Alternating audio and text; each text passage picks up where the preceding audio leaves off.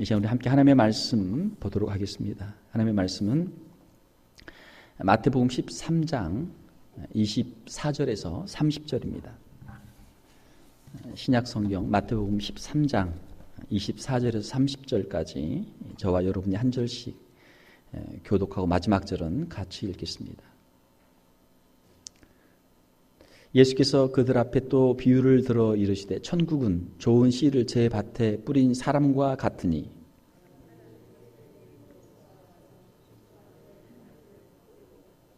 싹이 나고 결실할 때 가라지도 보이거늘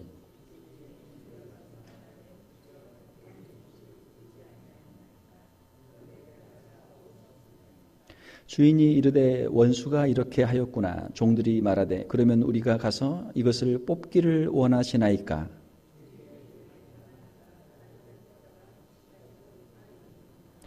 둘 다 추수 때까지 함께 자라게 두라. 추수 때에 내가 추수꾼들에게 말하기를 가라지는 먼저 거두어 불사르게 단으로 묶고 곡식은 모아 내 곡간에 넣으라 하리라. 아멘. 우리 함께 읽으신 말씀 가지고 곡식 가운데 가라지라는 제목으로 말씀을 전하도록 하겠습니다. 우리가 농사를 짓게 되면 거기에 곡식들, 알곡만 있으면 얼마나 좋겠습니까? 그런데 분명히 뿌리기는 알곡을, 곡식을 뿌렸는데 뿌리지 않은 가라지가 거기에서 나오게 되는 것이죠. 그것은 아담의 범죄 이후에 이 세상에 이 죄의 영향력이 뿌리 깊게 돋쳐 있기 때문에 그러한 일들이 일어나게 되는 것이죠. 오늘 본문의 비유의 말씀은 천국의 비유, 천국은 이런 것이다.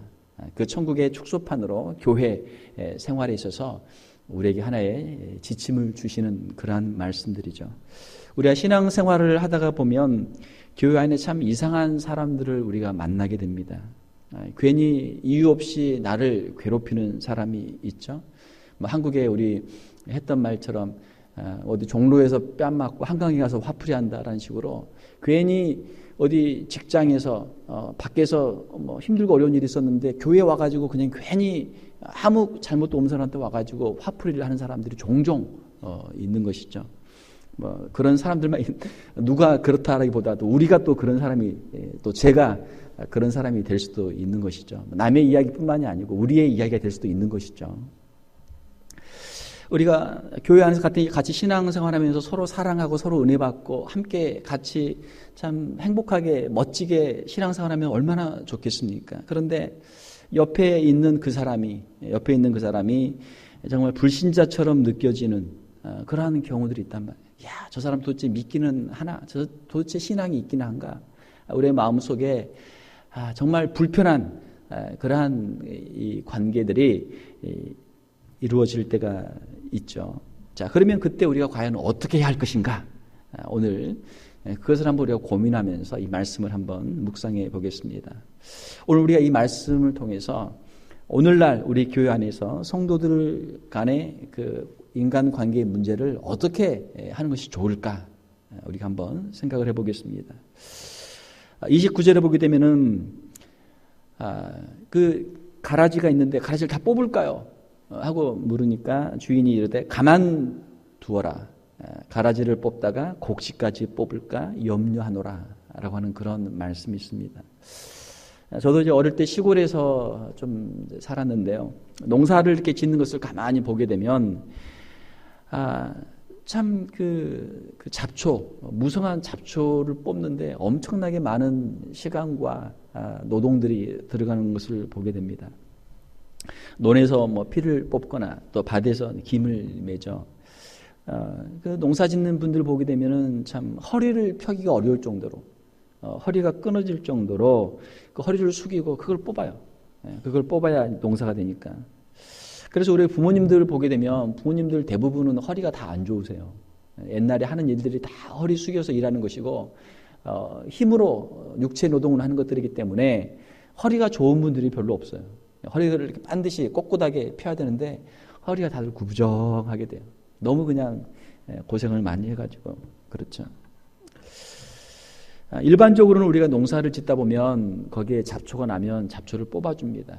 김을 매줘요. 그래야 농사가 잘 됩니다. 자, 그런데 오늘 본문 말씀을 보게 되면 우리 주님께서는 가라지를 뽑지 말고 그냥 가만두라, 그렇게 말씀을 하시죠. 우리의 일반적인 상식과는 약간 좀 다르다 이렇게 생각이 됩니다. 자, 그런데 그 이유는 이스라엘에서 그 농사를 짓는데 거기에서는 이 가라지와 밀이 그 생육 기간에는 굉장히 흡사해요. 그래서 분간이 어려워요. 이 가라지는 이제 밀 그 밭 속에서 나는 잡초인데, 글쎄 이게 생긴 게 밀하고 똑같이 생겼어요. 자랄 때는. 그러면 언제 이게 달라지는가? 나중에 다 커서 열매를 맺을 때 보면 달라요.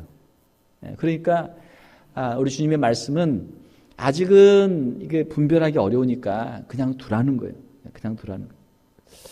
괜히 가라지를 뽑는다고 하다가 귀한 곡식을 뽑을 수 있으니까 귀한 곡식이 다치지 않도록 그냥 가라지를 그냥 둬라. 이것이 주인의 말씀이죠. 자, 우리는 너무나 쉽게 판단합니다. 저 사람은 믿는 사람, 저 사람은 안 믿는 사람, 이 사람은 신앙이 좋은 사람, 이 사람은 안 좋은 사람. 우리가 너무 쉽게 판단하는데 사실은 우리의 그 판단력이라고 하는 것들이 그렇게 썩 좋지가 않다라고 하는 것이죠. 우리는 많은 편견도 있고 또 우리가 가지고 있는 우리의 편협한 시각들도 있고 우리의 관점에서 보기 때문에 모든 것을 다 그 전체적인 관점에서 볼 수 없단 말이에요. 항상 주관적인 판단 속에서 다른 사람에 대한 오해, 그런 것들이 많이 있는 것이죠. 우리 주님께서는 가라지를 아직은 뽑지 마라, 이 말씀을 우리에게 하시는 것이죠. 가라지를 하나 뽑으려다가 귀한 곡식을 다치게 하면 안 된다. 자, 가라지를 100개를 뽑으면 얼마나 잘한 거예요. 그런데 가라지를 100개를 뽑다가 곡식 하나를 뽑으면 농사 짓는 데는 별 문제 없어요. 농사 짓는 데는 그냥 곡식 하나 뽑아도 그렇지만 우리 주님이 보시기에 그 알곡 하나, 곡식 하나는 귀한 것이기 때문에 차라리 가라지를 그냥 일단 두는 게 낫지 곡식을 뽑으면 안 된다. 곡식을 뽑으면 안 된다. 이것이 우리 주님의 말씀의 핵심이에요. 우리가 신앙생활을 하다 보면은 교회 안에서 또 티격태격 할 때가 많아요. 우리 집에서도 우리 형제들 간에 자녀들 가운데 부부 사이에도 그럴 때가 많죠. 자, 가만히 생각해 보면 사소한 것, 잘못된 것 하나를 고치기 위해서, 하나를 뽑기 위해서 정말 중요한 큰 인간관계에 문제가 생길 때가 있고 또 사람의 마음을 다치게 할 때가 있단 말이에요. 우리 주님은 말씀하시기를 한 사람의 영혼은 얼마만큼 귀하다? 천하보다 귀하다. 천하보다 귀한 한 영혼을 뽑으면 돼요, 안 돼요? 안 되죠. 천하보다 귀한 한 영혼을 다치게 하면 안 되는 거예요. 곡식은 조금 다쳐도 돼요. 솔직히 말해서 곡식은 좀 하나 뽑아서 던져도 그 큰 대수입니까? 그런데 우리의 인간의 영혼은 그렇지 않단 말이에요. 지금 여기서는 비유로 말씀을 하시는데 우리 주님께서는 가라지 10개보다 곡식 하나가 더 중요하고 또 가라지 100개보다도 곡식 하나가 더 중요하기 때문에 곡식이 다치지 않는 게 중요해요. 가라지 100개보다 곡식 하나가 더 소중한 것이죠. 주님 말씀하시기를 소자 하나라도 실족하게 하면 주님께 큰 책망을 받을 것이다. 주님이 말씀하고 있어요. 그러므로 우리는 우리의 자녀들이나 또 우리 교회에서 성도들을 마음을 다치지 않도록 혹시라도 우리 때문에 실족하거나 또 믿음을 잃지 않도록 우리가 늘 주의를 해야 하는 것이죠. 우리가 일을 할 때는 완벽하게 잘하는 것이 좋습니다. 완벽하게 할수록 그게 더 완전한 제품이 되고 그 성능이 뛰어나고 모든 일들이 완벽하게 이루어지게 되는 것이죠. 일은 아주 꼼꼼하게 잘하는 게 좋아요. 그러나 인간 관계에서는 완벽주의 성격을 좀 내려놓는 것이 좋습니다. 내가 너무 완벽하게 하려고 하다 보면, 너무 잘 하려고 하다 보면 과욕으로 말미암아 문제가 생겨요. 열심히는 하되 다른 사람과는 싸우지 마라. 다른 사람과 싸울 정도로 잘 하려고 하지는 마라 라고 하는 것이죠. 열심히 하는 것은 좋지만 다른 사람에게 상처를 주는 것은 잘못이다. 그러니까 부모가 자녀에게 잔소리할 때도 마찬가지예요. 잘 되라고 잔소리하지만 자녀가 잘 될 정도로만 해야 이게 잘 되는 건데 너무 하면 어떻게 돼요? 역효과가 가는 거예요. 에이, 그러면 부모는 그냥 무조건 그냥 애들이 귀 막고 반항하고 그냥 뛰쳐나가고 오히려 그냥 좋은 말을 하려고 했는데 안 된단 말이에요. 오히려.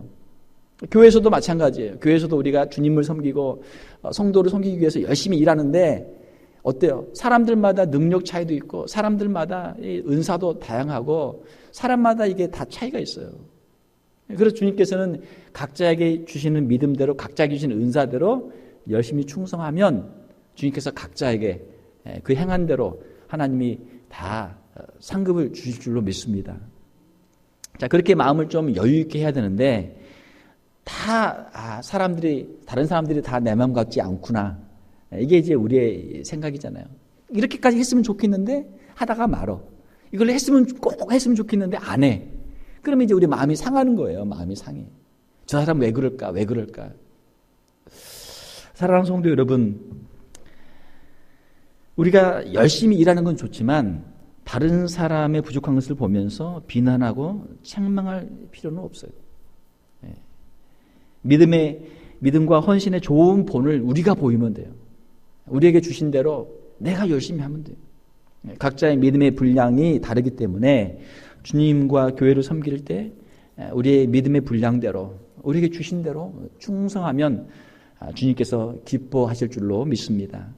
중요한 것은 다른 사람들을 다치지 않게 하는 게 중요하단 말이에요.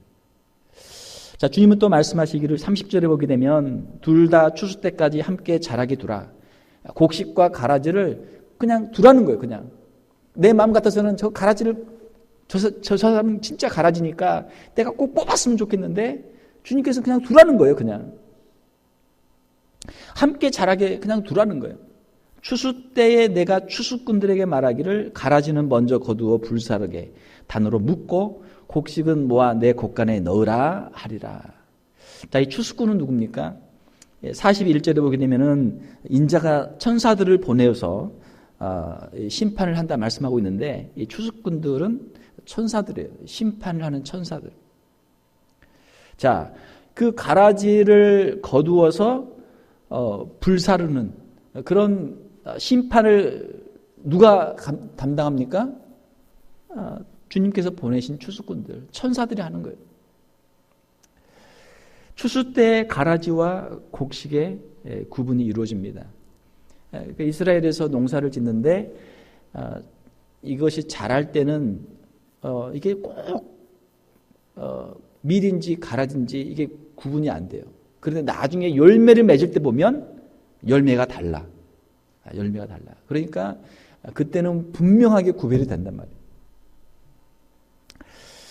사랑하는 성도 여러분, 마지막 심판대 앞에서는 이 사람이 참 신자인지 거짓 신자인지, 이 사람이 행한 일이 금으로 쌓은 것인지 은으로 한 것인지, 이것이 지푸로 한 것인지 무너질 것인지 불탈 것인지, 아니면 이것이 영원히 빛날 것인지 견고하게 설 것인지는 주님의 심판대 앞에서 그것이 분명하게 드러날 줄로 믿습니다.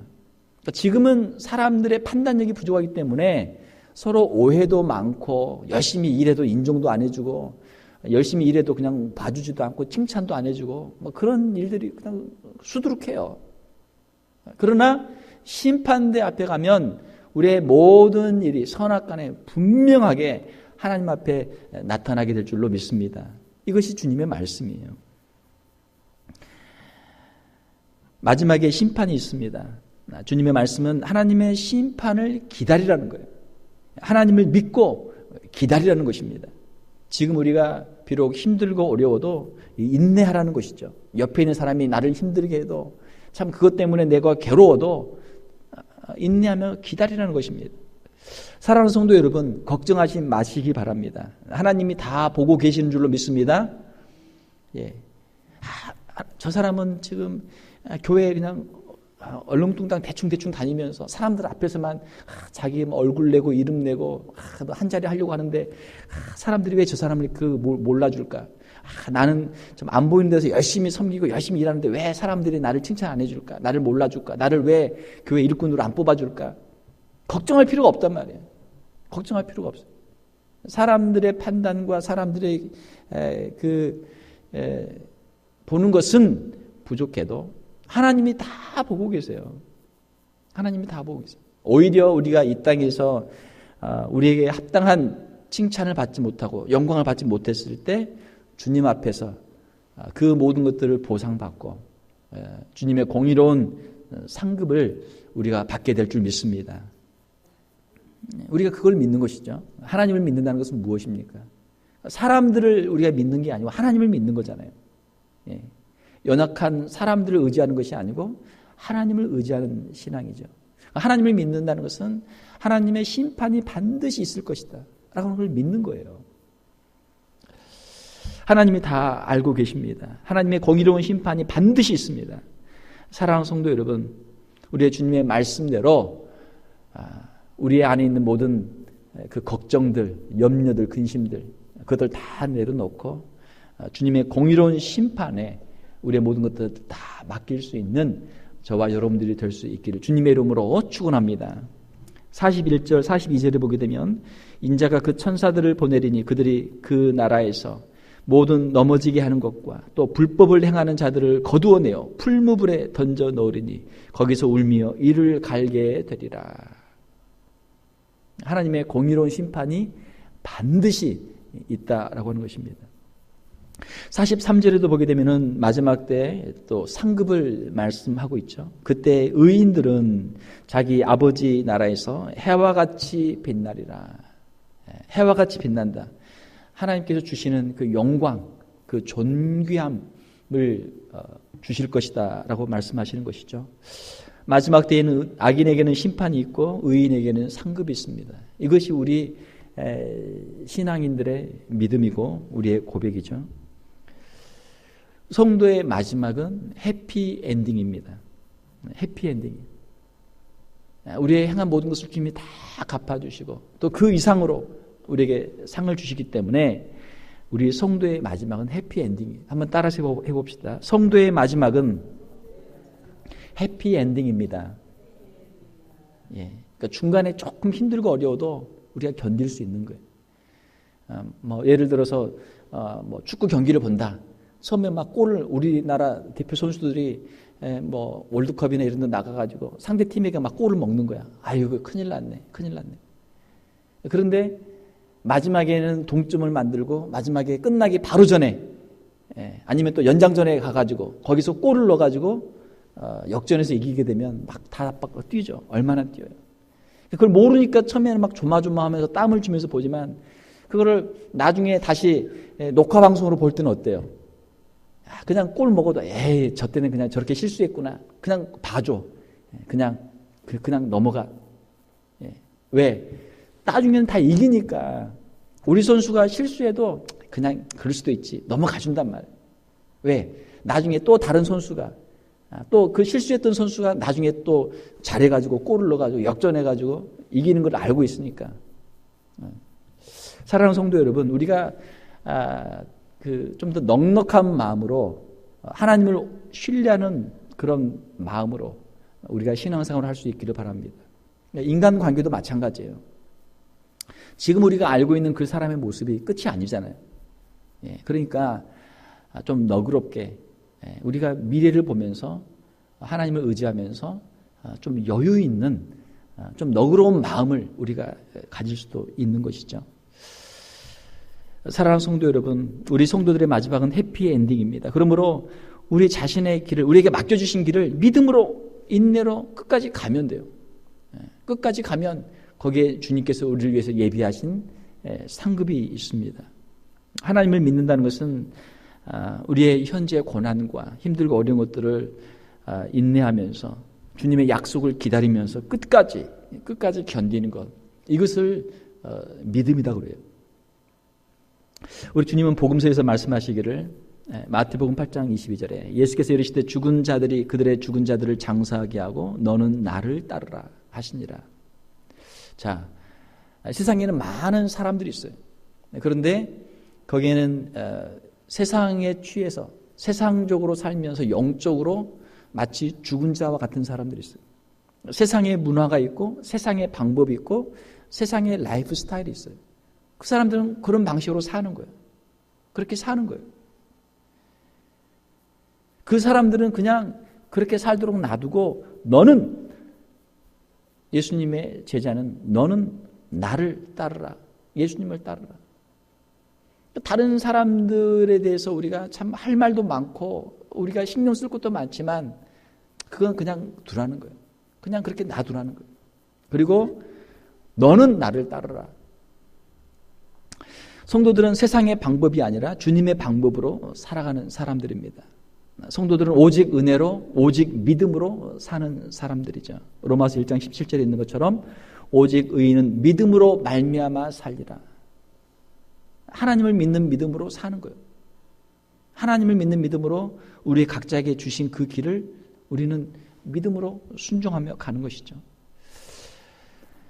주님의 명령은 무엇입니까? 원수들을 사랑하며 박해하는 자들을 위해서 기도하며 우리에게 주신 명령은 주님의 주신 명령은 사랑의 명령이죠. 마태복음 5장 44절을 보게 되면 나는 너희에게 이르노니 너희 원수를 사랑하며 너희를 박해하는 자를 위하여 기도하라. 세상의 방법으로는 원수를 갚고 원수를 보복하고 박해하는 자들을 어떻게든 해결하고 거기에 대해서 보복하는 것이 세상의 방법이죠. 그건 세상 사람들이 하는 세상 사람들의 라이프 스타일이에요. 그러나 주님은 우리에게 너희는 원수를 사랑하며 너희를 박해하는 자를 위해서도 기도하라. 그들을 축복하라고 주님은 우리에게 말씀하시는 것이죠. 사랑하는 성도 여러분, 우리 주위에 있는 마치 가라지와 같은 그런 사람들 우리가 어떻게 할까요? 베드로가 한 번은 주님께 물었습니다. 주여, 형제가 내게 죄를 범하면 몇 번이나 용서하여 주리이까? 한 7번 하면 됩니까? 7번까지 하오리이까? 7번이면 대단한 용서거든요. 한 번만 참아도 대단한 사람이에요. 2번 참으면 진짜 대단한 사람이고 3번 참으면 이 사람은 거의 성인 군자 수준이에요. 똑같은 거를 3번씩 참아주는 사람이 어디 있어요? 7번까지 참으면 되겠습니까? 베드로가 주님께 물었어요. 그러면 주님이 야, 베드로 너 진짜 대단하다. 어떻게 7번까지나 참을 생각했냐? 너 진짜 대단하다. 주님이 칭찬해 주셔야 되는데 주님의 말씀은 무엇입니까? 예수께서 이르시되 내게 이르노니 7번뿐 아니라 7번을 70번까지라도 할지니라.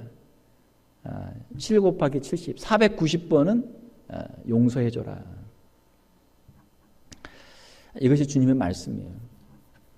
우리가 예수님을 믿는다는 것, 또 우리가 성도로 살아간다는 것이 과연 무엇입니까? 우리의 가정에서나 우리의 교회에서 주님의 그 한없는 사랑과 자비와 긍휼로 우리가 그들을 덮어주고 그들을 감싸주고 용서해주고 주님의 사랑으로 기다려주는 것, 인내해주는 것, 이것이 주님의 마음이죠. 사랑하는 성도 여러분, 우리 성도들은 우리 주님께로부터 사랑과 용서의 명령만 받았습니다. 그러므로 우리는 힘들게 하는 사람들, 주변에 있는 마치 가라지와 같은 사람들에게도 주님의 말씀처럼 사랑과 용서로 우리가 인내하며 하나님께 맡기고 인내하면서 우리가 나아가야 되는 것이죠. 분명한 것은 공의로운 하나님께서 살아계시기 때문에 반드시 공정한 상과 벌을 주실 것입니다. 의인에게는 상을 주시고 악인들에게는 분명히 벌을 주실 것입니다. 말씀을 맺겠습니다. 우리 성도 그리고 우리 교회의 완전함, 거룩함이라고 하는 것은 우리 자신에게 있는 게 아니에요. 우리는 여전히 부족하고 우리는 여전히 연약합니다. 우리 교회도 마찬가지예요. 교회도 아직 이 땅에 있는 교회는 여전히 부족하고 여전히 불완전한 것이죠. 우리의 거룩과 우리의 완전은 오직 예수 그리스도에게만 달려 있습니다. 우리가 예수 그리스도를 믿고 예수 그리스도 안에 있을 때 우리가 온전하게 되는 거예요. 예수님 때문에 우리가 거룩하게 되는 거예요. 그러므로 이 땅의 성도들은 오직 예수 그리스도의 은혜만 의지해야 하는 것이죠. 이 땅의 성도들은 결코 완전한 존재들이 아닙니다. 그러므로 우리가 서로에 대해서, 허물에 대해서 끝없는 용서와 관용이 필요한 것이죠. 이것이 주님이 우리에게 주시는 말씀인 줄 믿습니다. 완전한 심판은 하나님에 의해서 마지막 때에 이루어질 것입니다. 그러니까 우리가 걱정할 필요는 없어요. 걱정할 필요는 없어요. 주님께 맡기면 돼요. 성도들은 최후의 하나님의 심판에 대한 신앙을 가지고 이 땅에서 우리에게 주신 명령, 우리에게 주신 사랑의 명령만, 용서의 명령만 순종하면서 믿음으로 살아가면 되는 것이죠. 교회 안에 마음이 들지 않는 사람들이 혹시 있을 수도 있습니다. 그러나 우리는 우리에게 주신 믿음을 지키면서 우리에게 주신 그 길을 가면 되는 거예요. 괜히 문제를 일으켜서 그 문제인 사람 하나 잡으려다가 마치 옛날에 빈대를 잡으려다 초가삼간 태우는 것처럼 그 문제 있는 가라지 하나 뽑으려다가 그냥 알곡들 전체가 날아가는 그러한 우를 범할 수도 있는 것이죠. 공의 하나님은 반드시 우리에게 선악간에 심판하시고 또 상을 주실 줄 믿습니다. 오늘 우리 주님이 주신 말씀, 주님의 사랑의 명령, 이 말씀을 우리가 늘 기억하면서 인내로 우리에게 주신 신앙의 경주를 끝까지 잘 감당할 수 있는 우리 귀한 성도들, 또 우리 귀한 교회가 될 수 있기를 주님의 이름으로 축원합니다. 함께 기도하겠습니다. 하나님 아버지, 이 시간 주님의 말씀을 저희들이 다시 한번 읽었습니다.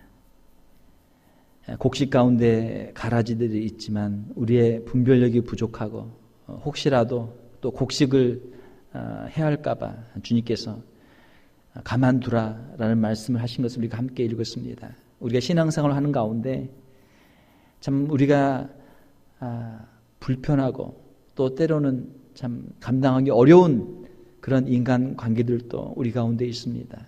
주님, 우리에게 믿음을 주시고 우리에게 주신 주님의 명령, 용서와 사랑의 그 말씀을 잘 순종할 수 있는 저희들 되게 하여 주시옵소서. 우리 힘으로는 감당할 수 없지만 주님의 십자가의 능력을 의지할 때 이 길을 능히 감당할 줄로 믿습니다.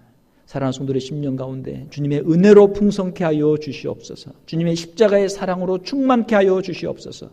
성령의 능력으로 함께 하여 주시옵소서. 서로의 허물을 덮어주게 도와주시고 관용하게 도와주시고 한없는 사랑으로 서로를 세우며 함께 이 믿음의 길을 걸을 수 있는 우리 귀한 성도들 되게 하여 주시옵소서. 우리 성도들의 심령 가운데 주님 주시는 기쁨과 감사와 평안이 늘 충만하게 하여 주시옵소서. 저희들의 가정을 주님 붙잡아 주셔서 서로 더욱 이해하게 도와주시고 서로 더욱 용서하게 도와주시고 저희들의 가정이 더욱 화목한 가정들이 되게 하여 주시옵소서. 주의 몸된 교회가 성령 충만하게 도와주시고 주님의 사랑으로 풍성하게 도와주시고 항상 찬송하며 항상 기도하며 범사에 감사하며 주님 앞에 큰 기쁨의 영광을 돌릴 수 있는 귀한 교회가 되게 하여 주시옵소서. 거룩하신 우리 주 예수님 이름으로 기도하옵나이다. 아멘.